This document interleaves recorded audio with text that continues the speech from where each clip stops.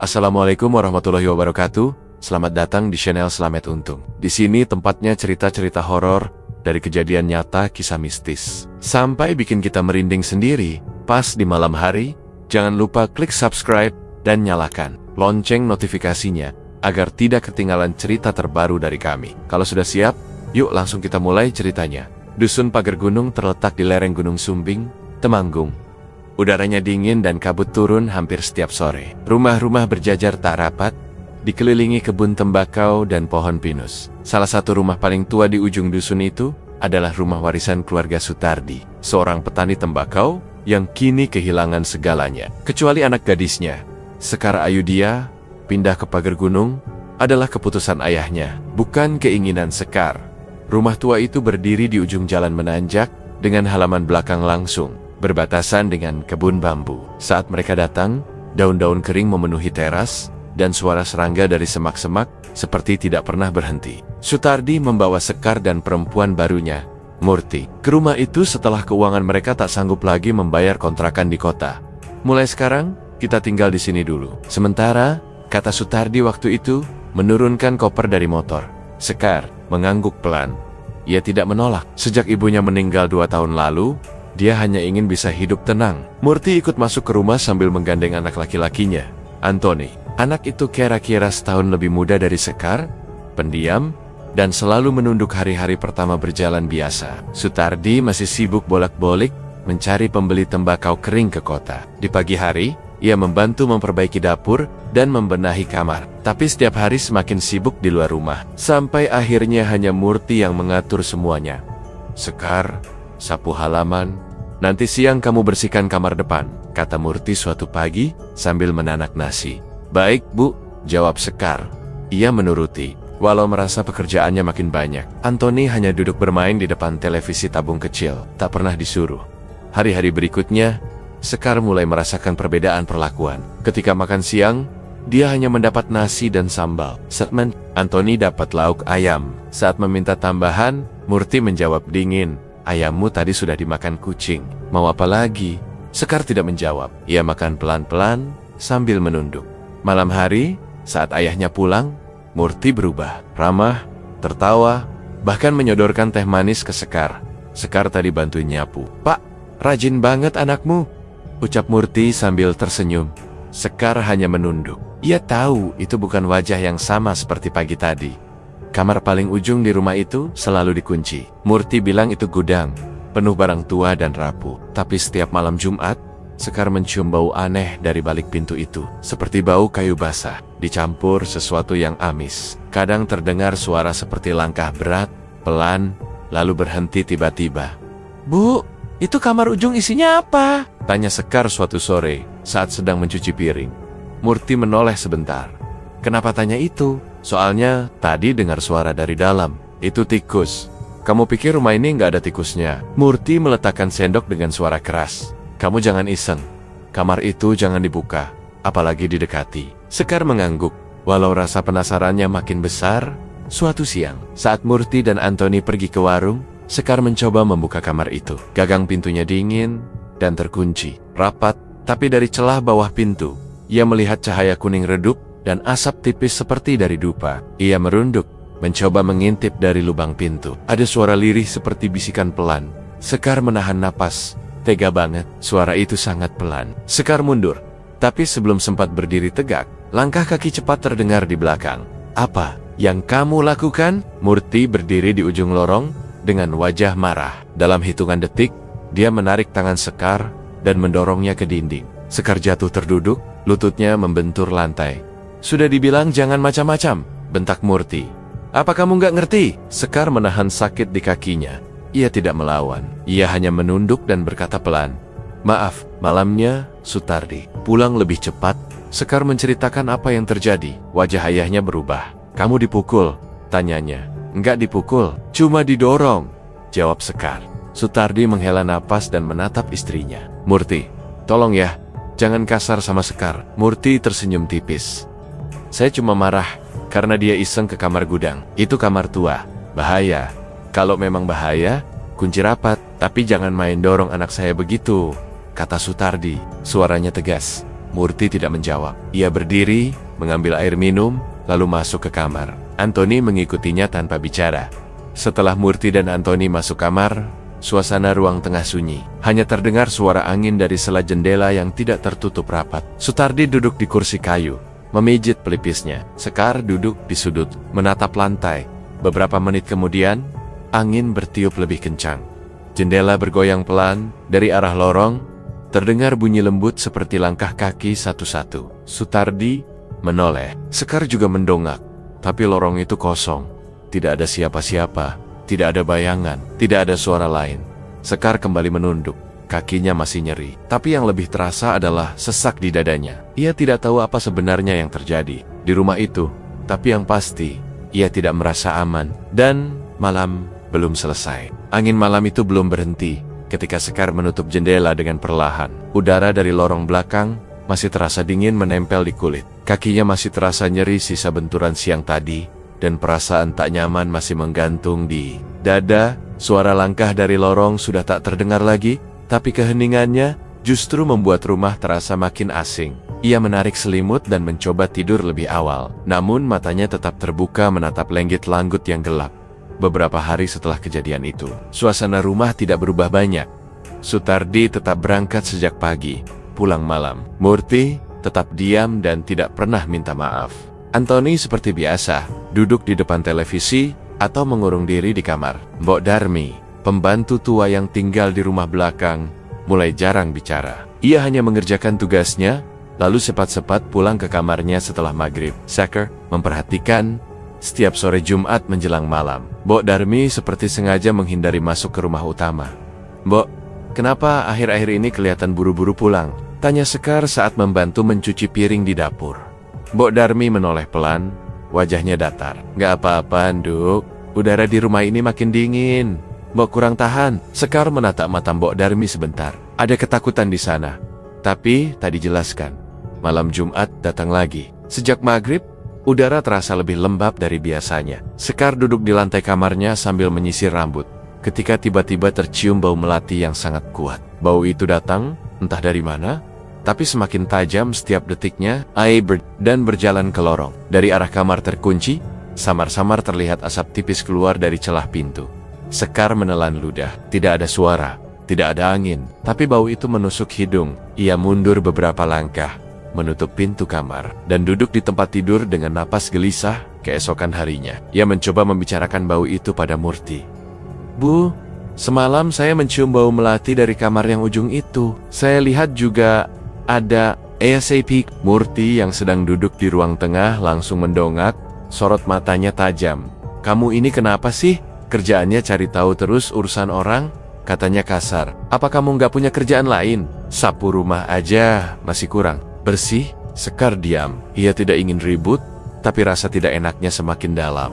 Murti bangkit berdiri dan menatapnya dari dekat. "Kalau kamu masih terus ikut campur urusan yang bukan hakmu, jangan salahkan kalau nanti kamu benar-benar celaka." Hari-hari selanjutnya Sekar memilih diam. Tapi setiap malam Jumat, bau melati itu selalu datang. Kadang hanya ringan, kadang sangat kuat seperti ditaruh tepat di bawah hidung. Sekar mulai kehilangan nafsu makan. Setiap malam Jumat, ia menyalakan lampu kamar lebih terang dari biasanya dan tidur dengan selimut menutupi badan sampai leher. Tapi tetap, tidurnya gelisah. Malam Jumat berikutnya datang dengan hujan deras. Sutardi belum pulang. Anthony di ruang depan. Murti berada di dapur cukup lama. Sekar yang hendak ke kamar mandi sempat melihat Murti membawa kendi dan kantong plastik hitam ke arah kamar paling ujung. Ia tidak bicara apa-apa, hanya melirik sekilas lalu berjalan cepat. Sekar menahan napas dan menunggu di balik pintu kamar. Mengintip dari celah kecil, Murti membuka pintu kamar, terkunci dengan kunci dari dalam sakunya. Sekilas Sekar melihat bagian dalam kamar itu terang kuning dengan cahaya seperti dari lilin atau lampu minyak. Murti masuk dengan kendi dan kantong plastik, lalu menutup pintu perlahan. Tidak lama kemudian, Sekar mendengar suara tetesan cairan seperti darah, disusul bau amis yang bercampur dengan kemenyan. Sekar mundur ke dalam kamar. Tangannya gemetar. Ia tidak berani menatap pintu itu lagi. Hujan masih mengguyur atap, dan suara detaknya menambah rasa tegang yang tak bisa dijelaskan. Pagi harinya, Sekar duduk di dapur, Ketika Anthony muncul dengan sepatu baru, "Anthony, sepatu baru ya?" tanya Sekar hati-hati. Anthony mengangguk. "Tidak," menjawab. "Kok bisa beli? Sama mama dibeliin," katanya pelan. Sekar menoleh ke arah Murti yang sedang menyapu. Ia tahu betul keluarga ini tidak punya uang. Sutardi bahkan seminggu lalu harus pinjam uang ke koperasi desa untuk beli beras. "Bu, sepatu Anthony baru ya? Beli di mana?" tanya Sekar. Murti hanya tersenyum tipis. "Banyak hal yang gak perlu kamu tahu. Tugas kamu nyapu dan ngepel aja." Stiker menunduk. Perasaan tidak enaknya semakin jelas. Setiap kejadian aneh selalu terjadi berdekatan dengan malam Jumat. Dan setiap malam Jumat selalu ada bau melati, asap, dan sekarang bahkan darah ayam. Malamnya, Sekar duduk di tempat tidur lebih lama dari biasanya. Lampu kamar menyala terang. Angin dari jendela membawa bau tanah basah. Suara serangga bersahutan dari luar rumah. Tapi di balik semua itu, Sekar masih mencium sisa-sisa bau melati dari arah lorong. Tidak sekuat malam sebelumnya, tapi cukup untuk membuat tengkuknya dingin. Ia memejamkan mata, tapi pikirannya tetap terbuka. Ada sesuatu di rumah itu yang tidak beres, dan sepertinya hanya dia yang tahu dan merasakannya. Bau melati yang masih tersisa di lorong belum benar-benar hilang. Ketika malam itu, Sekar kembali tidur dalam kondisi gelisah. Sejak ia melihat Murti membawa kendi dan darah ayam ke kamar terkunci, pikirannya sulit tenang. Ia mencoba membaca beberapa lembar buku sekolahnya, tapi tidak ada yang bisa diserap. Lampu kamar dibiarkan menyala terang. Namun, ketika kantuk mulai datang dan matanya tertutup, mimpi buruk itu datang begitu saja. Dalam mimpi itu, Sekar berdiri di tengah ruangan gelap tanpa dinding. Hanya ada lantai tanah lembab dan bau busuk yang menusuk hidung. Suara napas berat terdengar dari arah belakang. Saat ia menoleh, sosok besar berbulu hitam muncul. Tubuhnya tinggi dan lebar, wajahnya gelap dengan mata merah. Makhluk itu langsung meraih Sekar, mendorong tubuhnya ke tanah, dan menindihnya dengan kasar. Sekar berteriak, mencoba menolak, tapi suaranya tak keluar. Tangan dan kakinya kaku, tubuhnya seperti lumpuh. Ia hanya bisa merasakan makhluk itu mulai menyentuhnya dengan paksa. Sekar bangun dengan napas terengah. Tubuhnya penuh keringat meski suhu kamar dingin. Selimut terlempar ke lantai. Ia menatap tangannya, lalu menunduk menatap kakinya yang gemetar. Saat membuka sarung kakinya, ia melihat luka-luka kecil di pahanya. Tidak dalam, tapi nyata. Ia tidak tahu bagaimana bisa muncul. Perutnya terasa sakit seperti habis dibanting. Keesokan harinya, ia tidak berkata apa-apa pada Murti maupun Anthony. Mbok Darmi, yang datang lebih pagi dari biasanya, memperhatikannya yang duduk lesu di dapur. "Nduk, kamu pucat, sakit?" tanya Mbok Darmi sambil menyalakan kompor. Sekar menggeleng pelan. "Nggak tahu, Mbok. Semalam mimpi jelek banget." Mbok Darmi menghentikan gerakannya. "Mimpi apa?" Sekar menunduk, lalu menjawab pelan.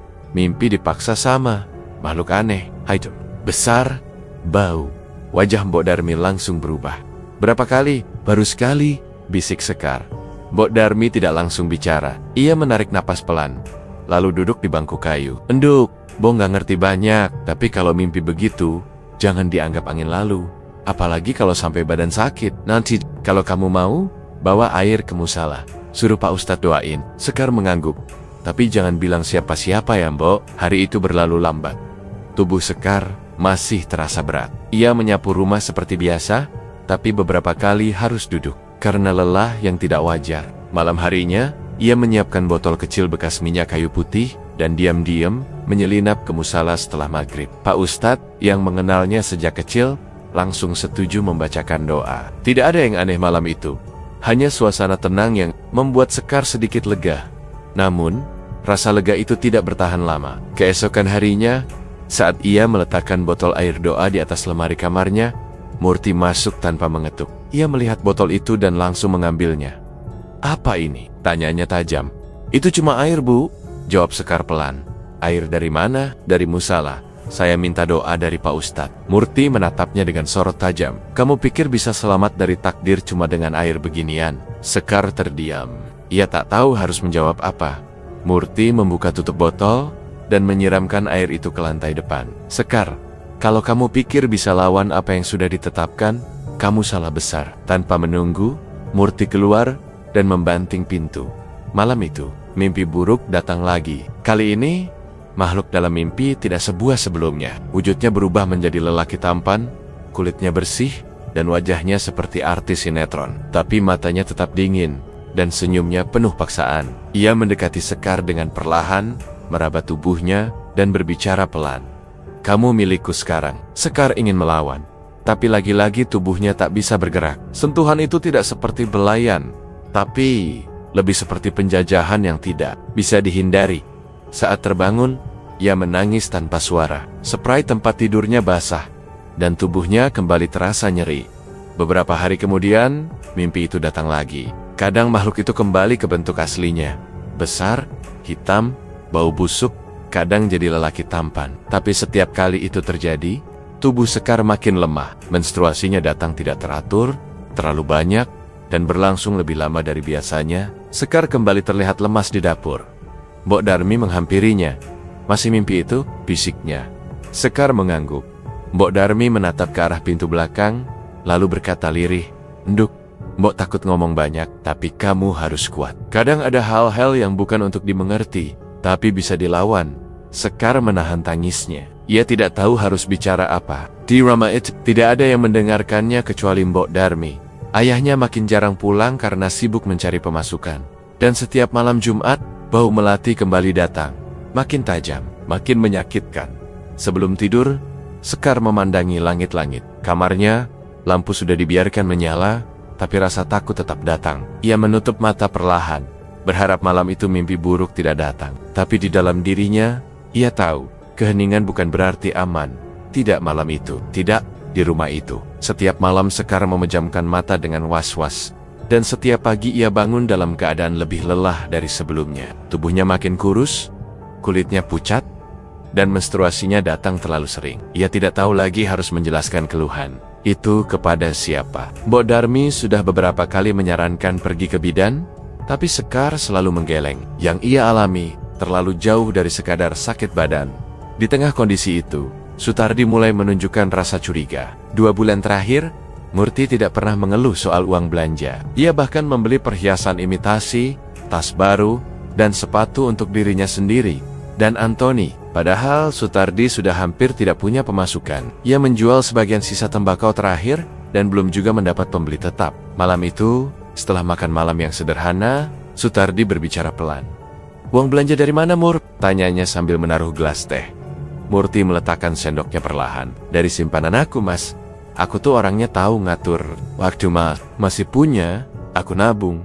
Sekarang kan bisa dipakai. Selama ini nggak pernah bilang punya simpanan." "Nggak semua harus diceritain kan?" jawab Murti tenang. "Yang penting kebutuhan di rumah cukup." Sutardi mengangguk, meski dalam hatinya masih ada ganjalan. Beberapa hari kemudian, saat Murti dan Antoni pergi ke pasar, Sutardi berdiri di depan kamar terkunci yang sudah lama ingin ia buka.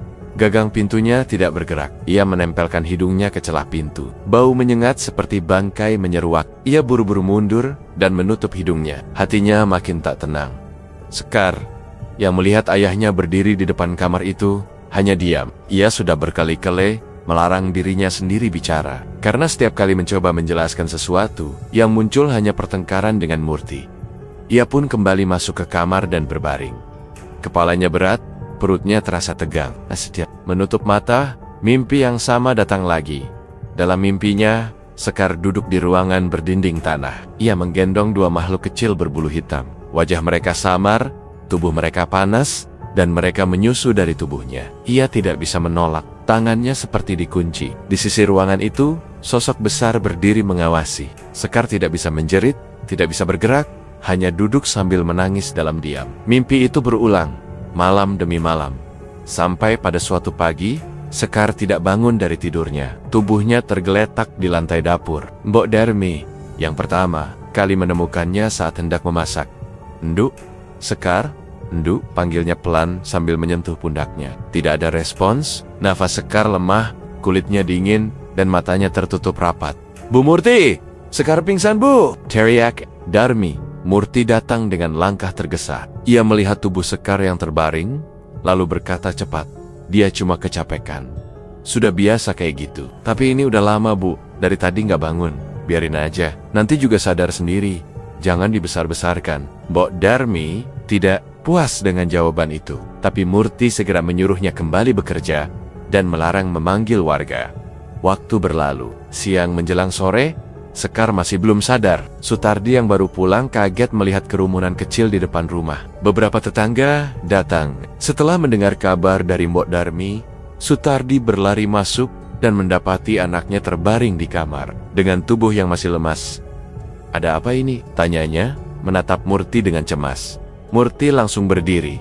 Sekar kerasukan. Dia sering baca buku aneh, Mas. Mungkin pikirannya sudah rusak. Tadi pagi dia tiba-tiba jatuh sendiri. Buku apa? Dia nggak pernah cerita apa-apa. Yaitu buku-buku yang dia simpan di kamar. Banyak tulisan Jawa kuno. Jangan-jangan dia belajar hal yang bukan-bukan. Sutardi diam, tapi matanya beralih ke arah pintu kamar terkunci. Saat itulah Mbok Darmi mendekat pelan dan berkata lirih, "Pak, tadi siang saya lihat darah mengalir dari bawah pintu kamar yang itu." Sutardi menoleh cepat. "Darah?" Mbok Darmi mengangguk. "Bau amis. Saya yakin bukan darah ayam. Warnanya beda." Murti langsung membentak. "Kamu ngomong apa sih, Mbok? Jangan buat keributan di rumah orang. Saya cuma bilang apa yang saya lihat. Kalau nggak suka, keluar aja." "Sudah." Sutardi mengangkat suara. "Jangan ribut di depan orang banyak." Murti terdiam, tapi wajahnya kesal. Sekar belum juga bangun sampai menjelang malam. Suara warga mulai pelan satu persatu keluar dari halaman. Sutardi duduk di ruang tengah, menatap kosong. Rumah itu tidak terasa seperti miliknya lagi. Ia merasa asing di dalamnya. Murti, perempuan yang ia nikahi untuk menambal kehampaan, kini membuat hidupnya penuh tanya. Anak kandungnya, satu-satunya yang ia miliki, terbaring seperti tak bernyawa. Dan kamar terkunci itu, yang selalu disebut sebagai gudang, semakin mengganggu pikirannya.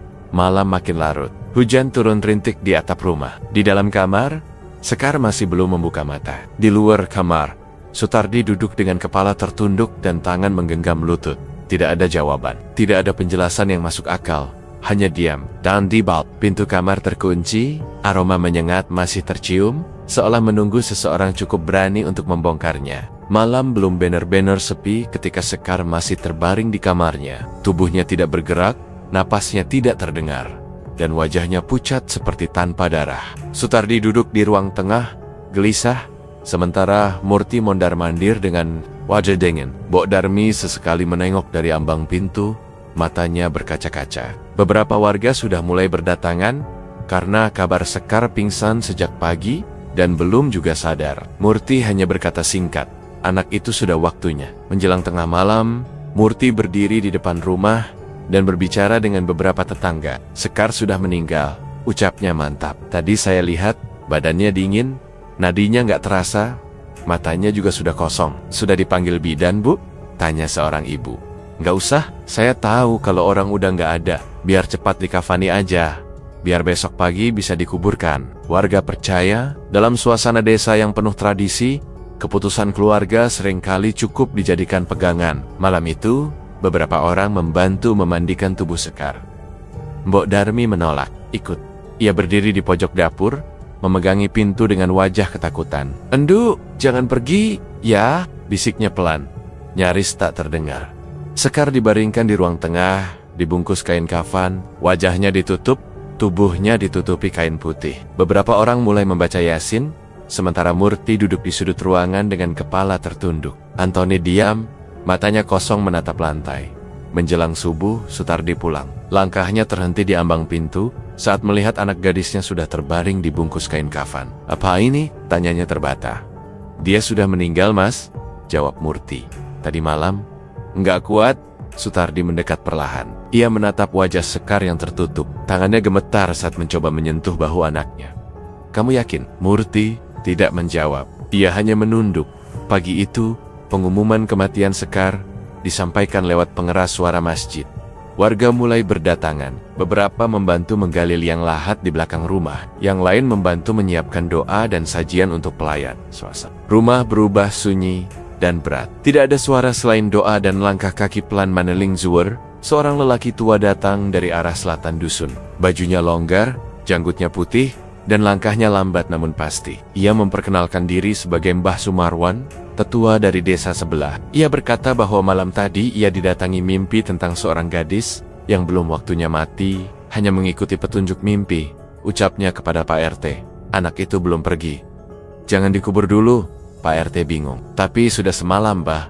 Sudah dimandikan, sudah dikafani, sudah diumumkan. Mbah Sumarwan mendekati jasad Sekar. Ia menunduk, meletakkan telapak tangan di atas dada Sekar, lalu menarik napas panjang. Badan ini belum ditinggal sepenuhnya. Ada yang menahan, katanya pelan. Tolong, biarkan saya membaca sesuatu dulu. Warga mulai berbisik-bisik. Beberapa tampak ragu. Tapi Sutardi memberi isyarat. Lakukan, Mbah. Kalau memang masih ada harapan, doa mulai dibaca. Mbah duduk bersila di dekat jasad Sekar. Mulutnya bergerak pelan, suaranya lirih. Beberapa warga ikut duduk, menyimak dalam diam. Mbok Darmi menangis perlahan di belakang ruangan. Murti duduk kaku di kursi, tak berkata sepatah pun. Antoni berdiri tak jauh dari ibunya, menatap ke arah jasad yang ditutup kain putih itu. Sekitar 1 jam berlalu, suasana semakin hening. Tiba-tiba, tubuh Sekar bergerak pelan. Kain kafan di bagian dada bergetar. Seorang warga menjerit. Packard berdiri, kaget. Mbah Sumarwan tetap duduk tenang, tetapi matanya terbuka penuh. Lalu terdengar suara napas panjang dari balik kain kafan. Sekar menggeliat pelan. Tangannya terangkat lemah, lalu turun kembali. Warga panik. Beberapa langsung berdiri dan mundur. Suara gaduh memenuhi ruangan.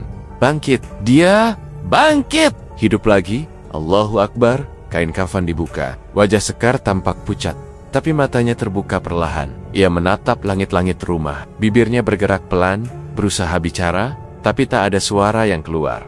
Murti berdiri tergesa. Wajahnya tegang, matanya melebar. Antoni ikut panik, menatap ibunya dengan bingung. Murti menarik tangan anaknya dan berjalan cepat ke arah pintu. Bu, mau kemana? Tanya Pak RT.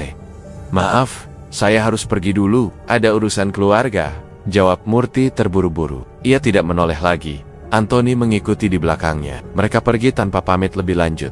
Sekar akhirnya bisa duduk, meski dengan bantuan. Wajahnya masih pucat, tapi matanya sudah bisa fokus. Enduk, kamu bisa dengar, Mbok? Bezekem. Darmi yang kini berani mendekat. Sekar menoleh pelan, lalu mengangguk lemah. Warga terdiam. Sebagian masih bingung, sebagian memandang dengan rasa takut yang belum hilang. Pak RT memutuskan untuk menghentikan semua prosesi. Sutardi hanya bisa duduk di lantai dengan kepala tertunduk dan tangan memegang dada. Sore itu, suasana rumah belum kembali seperti semula. Warga perlahan pulang satu persatu. Beberapa membawa pulang sigian. Beberapa lainnya menatap rumah itu dengan pandangan berbeda. Tidak ada yang berani bicara banyak. Di ruang tengah, Sekar berbaring dengan mata terbuka. Di sisinya, Mbok Darmi duduk sambil membenahi selimut. Di luar, langit mendung. Angin bergerak pelan menyusup lewat jendela. Rumah itu sunyi, tapi tidak damai. Ada sesuatu yang belum selesai, dan semua orang bisa merasakannya. Setelah kejadian Sekar bangkit dari kafan, suasana rumah berubah menjadi lebih berat. Warga masih sering melintas perlahan di depan rumah Sutardi. Sebagian sekadar menoleh, sebagian pura-pura tidak melihat. Di dalam rumah, Sekar hanya berbaring. Tubuhnya lemas, suaranya belum pulih, tapi matanya menyimpan sesuatu. Rasa yang belum bisa dikeluarkan. Sutardi duduk di kursi rotan dekatnya, hanya diam sambil meremas jari. Mbok Darmi belum berani jauh dari Sekar, selalu duduk di lantai sambil menggenggam tasbih kecil dari kain. Usang, Pak RT mau datang lagi, Pak, ucap Mbok Darmi pelan. Sutardi hanya mengangguk. Tak lama, Pak RT datang bersama 3 warga laki-laki dan Mbah Sumarwan. Mereka berdiri di ruang tamu, menatap ke arah ujung lorong tempat kamar terkunci itu berada. Kita harus buka kamar itu sekarang juga, Mas Sutardi. Jangan ditunda lagi, ujar Mbah Sumarwan tegas. Sutardi sempat diam beberapa detik sebelum mengangguk lemah.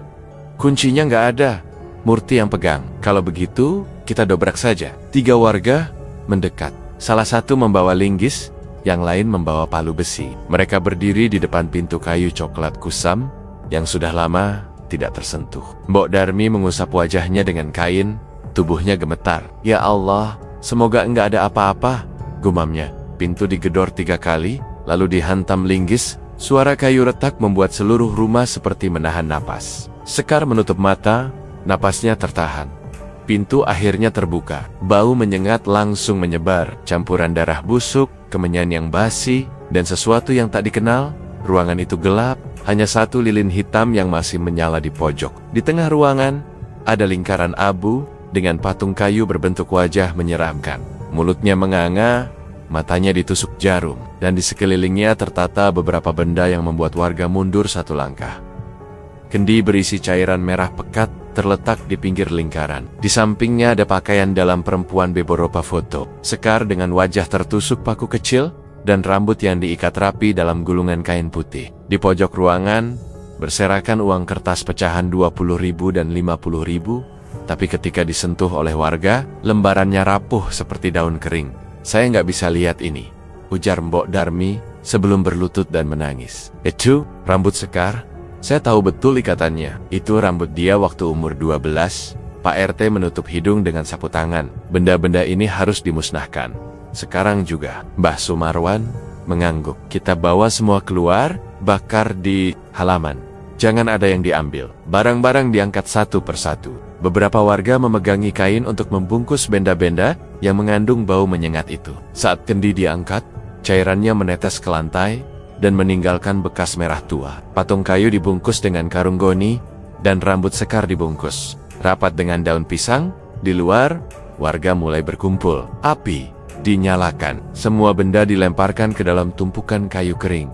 Begitu api menyala, suara seperti jeritan terdengar samar. Bukan dari mulut manusia, tapi dari dalam tanah. Warga, terdiam. Api terus membakar, asap mengepul tinggi ke udara. Biar rumah ini dibersihkan malam ini juga. Perintah Sutardi. Suaranya datar. Beberapa warga membersihkan kamar itu dengan kain pel dan air garam. Setelah selesai, kamar dikosongkan, lalu dipaku dengan papan kayu dari luar. Mbah Sumarwan menggambar sesuatu dengan kapur di atas pintu, lalu menancapkan batang lidi di sisi kiri dan kanan. Malam ini, jangan ada yang sendirian. Apapun yang pernah dipanggil dari sini, belum tentu pergi, ucapnya singkat. Malam datang, rumah tampak bersih, tapi tidak tenang. Sutardi tidur di lantai bersama warga lain yang berjaga. Mbok Darmi duduk di sisi Sekar yang mulai bisa duduk. Sebentar. Hanya lampu gantung tua yang menyala redup di ruang tengah. Udara terasa dingin, meski semua jendela ditutup, tengah malam lewat. Suara jangkrik menghilang. Semua orang tidur dalam diam. Lalu, terdengar langkah berat dari ujung lorong.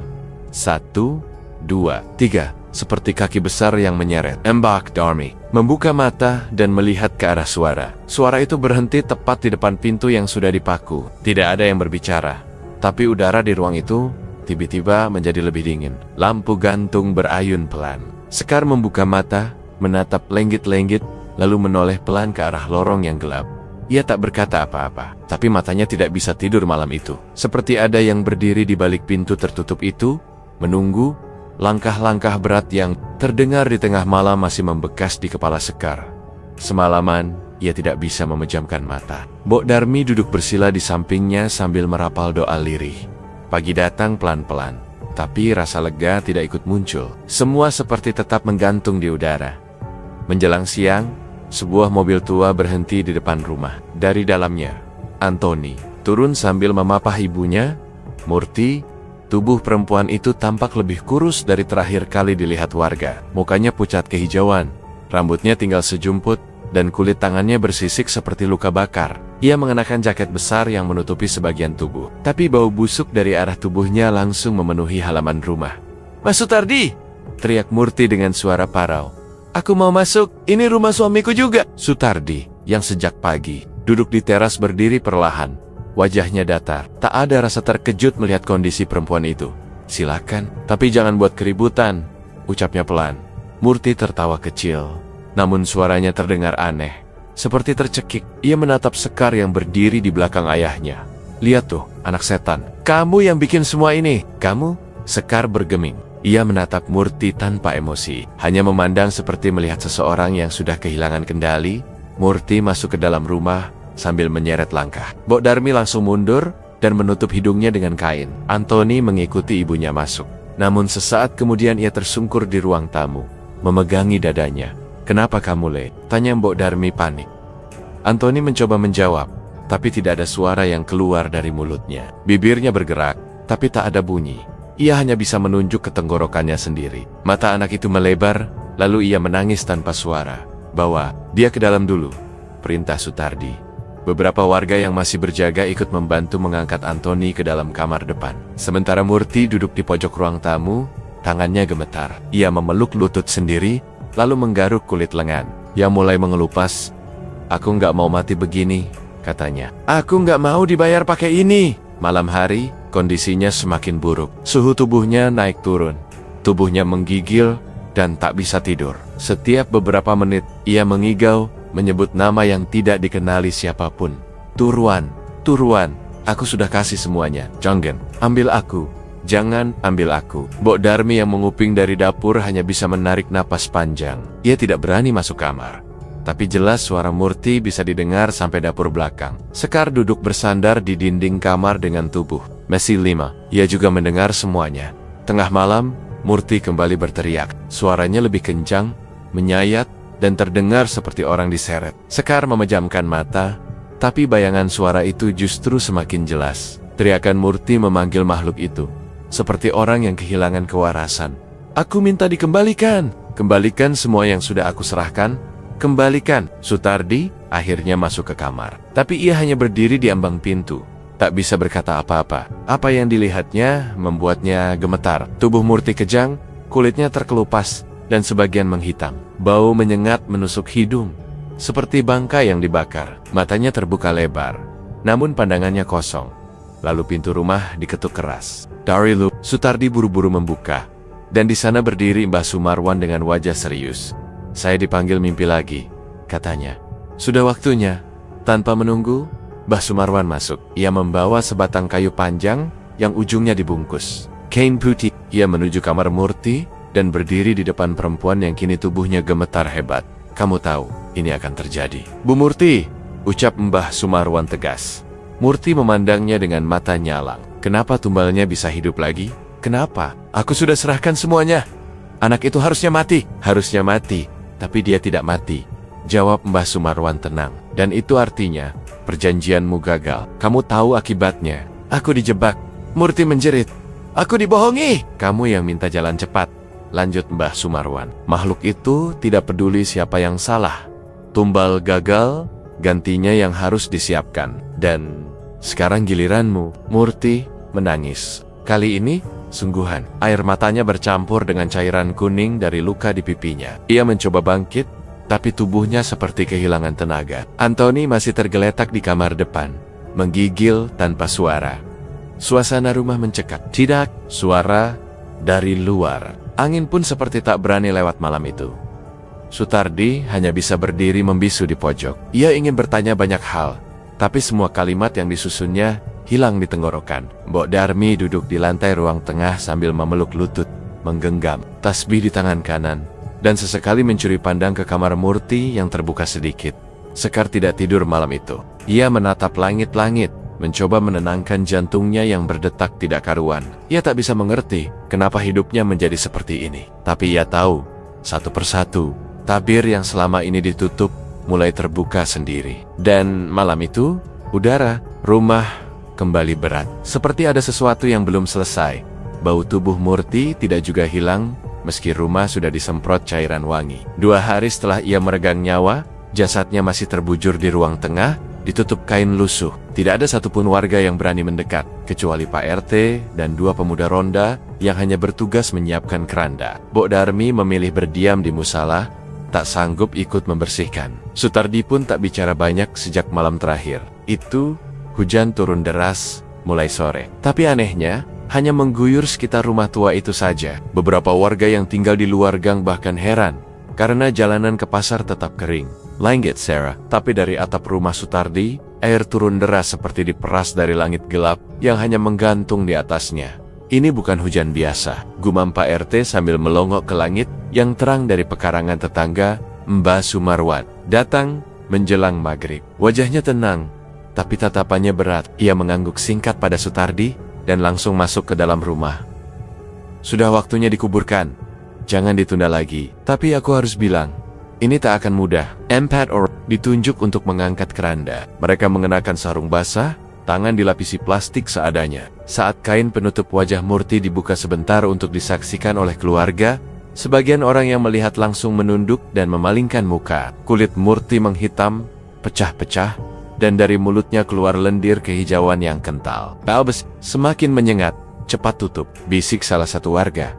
Dalam gerimis yang tak berhenti di halaman, jenazah Murti dibawa ke pemakaman desa. Jalannya menurun, dan becek. Di pemakaman, galian sudah disiapkan sejak pagi. Namun ketika keranda diletakkan di dekat liang, tanah di dalamnya mendadak ambles. "Longsor!" teriak salah satu penggali kubur. Mereka menyingkir. Tanah turun hampir setengah meter, dan air bercampur lumpur keluar dari pinggir lubang. "Gali lagi," kata Mbah Sumarwan tenang. Dengan wajah terpaksa, dua orang mulai menggali lagi. Tapi belum selesai, dinding sisi kanan longsor kedua kali. Kali ini lebih parah. Lumpur menyembur dan hampir mengenai kaki salah satu penggali. "Kenapa begini terus, Mbah?" tanya Pak RT cemas. Tanah menolak. Ia tahu apa yang dilakukan manusia yang akan dikuburkan di sini. Mereka mencoba menggali di sisi sebelah. Tapi saat jenazah hendak diturunkan, longsor terjadi untuk ketiga kalinya. Kali ini bercampur dengan batu dan akar busuk. Kalau dipaksa, tetap bisa dikuburkan. Tapi alam tidak akan diam, ucap Mbah Sumarwan tegas.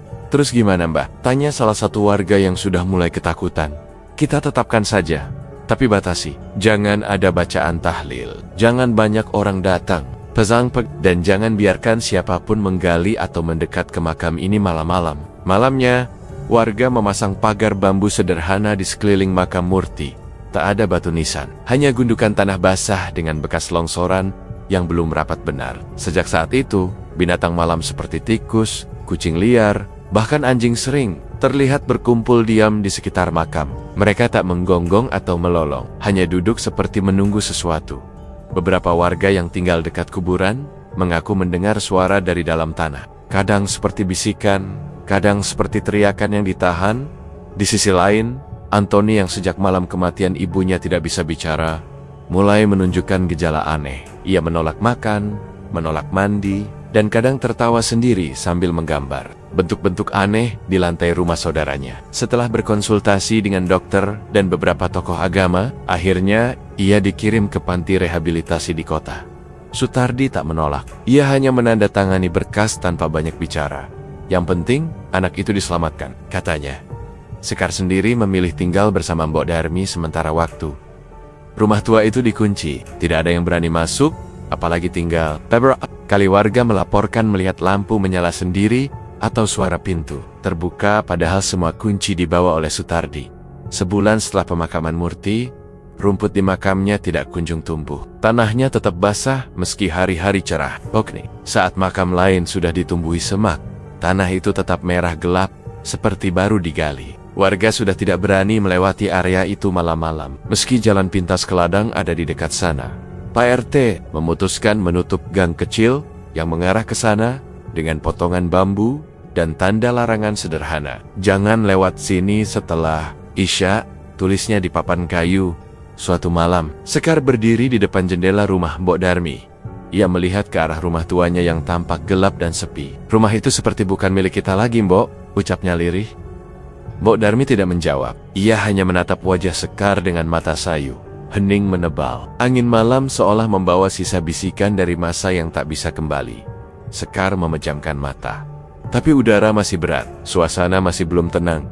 Sesuatu masih tertahan di sana. Dan malam belum selesai. Papan larangan di gang dekat makam Murti masih berdiri meski catnya mulai pudar. Sekar menatap papan itu dari jendela mobil saat melintas pulang menuju Jogja. Matanya tak sengaja melihat warung kecil di depan rumah tua yang dulu ditinggalinya. Warung makan sederhana itu ramai, tapi ada sesuatu yang membuat Sekar enggan menoleh lama-lama. Tangannya mengepal di atas paha.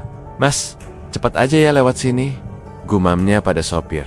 Warung itu dulunya ruang tamu. Meja panjang dari kayu jati sudah berubah jadi tempat menaruh nasi, sayur, dan lauk. Di sudut ada kulkas kecil dan papan menu tulisan tangan. Pemiliknya, seorang perempuan parubaya bernama Bu Eni, mengaku tak tahu manahu soal masa lalu rumah itu.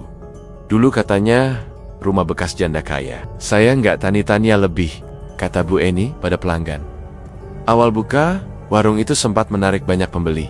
Masakan rumahan dengan harga murah dan rasa cukup enak. Tapi sejak malam ketiga, suara tangisan dari belakang dapur mulai terdengar. Awalnya samar, seperti suara anak kecil menangis pelan, tapi lama-lama makin jelas dan terdengar tiap menjelang maghrib. Beberapa pelanggan yang makan terlalu malam mengaku mendengar suara mangkuk pecah atau langkah kaki berat di belakang. "Bu, itu dapur belakang jangan-jangan ada orang?" tanya seorang pengemudi ojek saat itu. Nggak ada, cuma saya sendiri kalau malam, jawab Bu Eni. Bingung juga. Pernah suatu malam, seorang pelanggan memberanikan diri mengintip ke belakang. Dapur masih sama seperti dulu. Ada tungku bata, pintu kecil menuju kamar belakang, dan ruang gelap yang pernah jadi tempat terkunci bertahun-tahun. Bu, kayak ada bau menyan ya, ucapnya sambil menutup hidung. Iya, saya juga ngerasa gitu, timpal Bu Eni, mulai risih. Sejak itu, Bu Eni menutup bagian belakang dengan triplex dan menggembok pintunya dari luar. Ia hanya memasak di dapur depan dan menyimpan perabot di ruang makan. Tapi anehnya, tiap pagi, gembok itu selalu terlepas dan pintu sedikit terbuka, seperti ada yang membukanya dari dalam. Bu Eni tak berani masuk. Ia hanya memaku papan di depan pintu dan menaruh baskom berisi garam kasar, serta bawang merah di depan celah bawahnya. Cuma biar tenang aja, katanya pada tukang sayur. Namun tetap saja, suara-suara itu tidak hilang. Tangisan, rintihan, dan bau menyengat seperti rambut terbakar sering muncul menjelang tengah malam. Sekar yang suatu hari mampir ke minimarket dekat gang rumah itu mendadak pucat. Ia tidak tahu kalau rumahnya kini dijadikan warung makan. Saat melihat tulisan warung makan Lestari, dadanya sesak, suaranya tercekat. Itu rumah kita, Mbok, bisiknya waktu video call dengan Mbok Darmi. Mbok Darmi menggeleng pelan. Mbok, udah pindah, nggak kuat tiap lewat kamar belakang, selalu kebayang rambutmu ditaruh di kendi. Itu warung, Mbok pernah lihat. Ramai siang, tapi sepi malam. Sekar tak menjawab. Matanya menatap lurus ke arah warung yang hanya berjarak beberapa langkah dari tempatnya berdiri. Meski siang, keringat dingin membasahi pelipisnya. Ia membalik badan dan masuk ke mobil tanpa membeli apapun. Kabar tentang warung itu semakin menyebar. Meski tidak pernah ada kejadian besar, banyak warga sekitar yang memilih tidak datang malam hari. Mereka lebih memilih makan siang dan pulang. Sebelum azan maghrib, Pak RT sempat menyarankan agar Bu Eni melakukan selamatan kecil atau sekadar tahlilan. Tapi Bu Eni menolak. Saya cuma numpang usaha, Pak.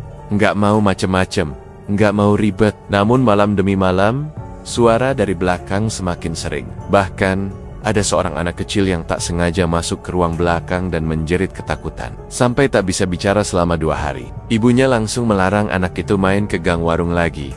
Beberapa warga mulai menyebut warung itu warung pusaran. Tempat di atas pusaran gaib yang belum selesai. Tempat yang dulu menyimpan ritual aneh, jeritan yang terpendam dan perjanjian yang diputus paksa. Sutardi sendiri tak pernah kembali. Setelah menjual rumah itu, ia tinggal di Purworejo dan enggan membicarakan apapun tentang rumah lamanya. Sudah selesai. Rumah itu bukan milikku lagi, katanya singkat saat ditemui Pak RT yang mengurus surat hibah. Tapi bisik-bisik di warung tetap ada. Pembeli kadang berkomentar sambil berbisik. Kayaknya dulu rumah ini pernah ada yang mati aneh deh. Ayah, dulu sempat rame. Katanya ada yang bangkit dari kafan. Bu Eni hanya tersenyum kaku tiap mendengar itu. Ia membersihkan meja lebih cepat. Tiap kali jam sudah menunjukkan pukul 6 sore. Sekar, meski sudah tinggal jauh, tetap merasa seperti bagian dari rumah itu belum benar-benar pergi. Tiap kali ia melihat pintu kamar atau mendengar suara langkah kaki malam hari di kosnya di Magelang, ia langsung teringat bayangan rambit-rambit yang dipilin, kendi di bawah ranjang, dan suara tawa kecil dari balik pintu tertutup rapat. Ia tahu, rumah itu memang sudah dijual, tapi kenangan buruknya tidak ikut terjual, dan suara dari dalam dirinya belum sepenuhnya diam. Suara sendok dan piring beradu pelan di ruang makan kecil, rumah baru mereka di pinggiran kota Magelang. Sekar duduk di hadapan ayahnya, Sutardi, dan istri barunya, Bu Aisyah. Perempuan itu lembut, sederhana, dan selalu menunduk bila bicara. Sekar menghargainya, meski mereka belum terlalu dekat. Tidak ada hal yang luar biasa terjadi malam itu. Tapi saat tangan Bu Aisyah tanpa sengaja menyentuh lengan Sekar, tubuh Sekar mendadak panas. Seperti disentuh bara, ia menarik tangannya pelan, dan pura-pura tersenyum. Maaf ya, Sekar. Kaget ya? Tanya Bu Aisyah pelan. Enggak, Bu. Enggak apa-apa, jawabnya sambil menahan keringat dingin. Sejak kejadian di rumah lama, Sekar tak pernah benar-benar merasa seperti orang biasa. Meski wajahnya segar, kuliahnya lancar, dan hidupnya tampak tenang. Ada bagian dalam dirinya yang tidak bisa kembali seperti dulu. Ia bisa tahu saat orang berbohong. Ia bisa merasakan udara berubah bila makhluk yang tak kasat mata ada di dekatnya. Dan ia tak pernah mengakuinya ke siapapun, bahkan ke ayahnya. Pernah suatu malam, ia terbangun karena suara tangisan pelan dari depan pintu kamarnya. Saat dibuka, tak ada siapa-siapa. Tapi di lantai, ada jejak air yang menetes menuju dapur. Tidak berteriak, tidak panik, ia hanya kembali menutup pintu, mengunci, dan membaca dalam hati surat-surat pendek yang diajarkan Bu Aisyah. Kalau kamu takut, bilang, ya, kata ayahnya saat sarapan esok harinya. Enggak, ya. Cuma mimpi, jawabnya. Tapi bukan mimpi. Sekar tahu, itu bukan mimpi. Ia bukan sekadar selamat dari perjanjian yang gagal. Ia bukan hanya korban. Ia adalah orang yang pernah disentuh dunia yang berbeda. Dunia yang hanya bisa diakses oleh orang-orang yang pernah ditawari dan menolak. Di desa lamanya, namanya masih sering dibicarakan. Orang-orang datang ke rumah Mbok Darmi meski beliau sudah pindah. Mereka bertanya, Sekar sekarang di mana? Atau dia bisa lihat ya? Sekar sendiri, saat sesekali pulang, lebih sering diam. Namun warga yang kenal masih suka meminta pendapatnya. Rumah saya kok ada suara ketukan dari dapur tiap malam? Sekar? Itu apa ya? Sekar tak pernah menjawab dengan pasti. Ia hanya mengangguk dan berkata, buka jendela waktu azan, jangan ditutup terus. Ada rasa tanggung jawab yang aneh di dalam dirinya.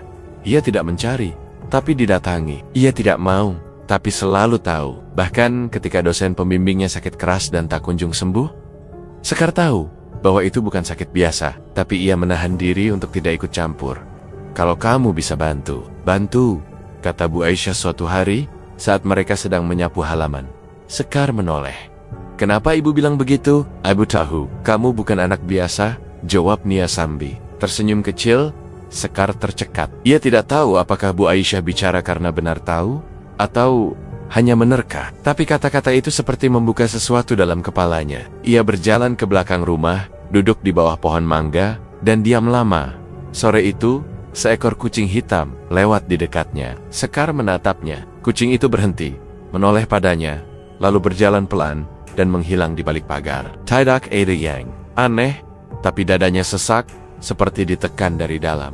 Ia menunduk, lalu menggenggam tanah di bawah kakinya. Hangat, bukan panas, tapi seperti tubuh hidup. Ia menutup mata dan menarik napas dalam-dalam. Aku tahu kalian belum selesai, bisiknya pelan. Ia tidak marah, tidak takut, tapi dadanya berat. Seolah ada beban yang tidak pernah benar-benar diangkat. Ia tidak pernah meminta kemampuan itu, tidak pernah ingin tahu siapa yang jahat, siapa yang menyimpan niat buruk, atau siapa yang akan celaka. Tapi sekarang, ia tidak bisa tidak tahu. Saat malam turun, angin bertiup pelan. Di dalam kamarnya, Sekar menyalakan lampu kecil dan duduk di lantai. Ia membuka jendela sedikit. Udara dingin masuk. Lalu ia berkata lirih, aku bukan tumbal, tapi aku tahu kalian masih memperhatikan. Setelah itu, ia diam lama. Tidak menangis, tidak gelisah, hanya duduk dan membiarkan malam berjalan. Sendiri, di luar sana, dunia tetap berjalan. Tapi Sekar tahu, untuk dirinya, tidak ada yang benar-benar sama, dan tidak akan pernah. Terima kasih sudah menyimak kisah ini sampai akhir. Di balik setiap cerita, selalu ada peringatan, dan di balik setiap misteri, selalu ada makna yang dalam. Jangan lupa tinggalkan jejak di kolom komentar, kalau kisah ini menyentuh batinmu, atau membuat bulu kudukmu berdiri. Dukung terus channel ini dengan like, share, dan subscribe, karena satu klik dari kalian, adalah nyawa bagi kami, untuk terus hidup di antara kisah-kisah gelap yang belum terungkap. Sampai jumpa di cerita selanjutnya, dan ingat, jangan biak gelap itu sendirian. Wassalamualaikum warahmatullahi wabarakatuh.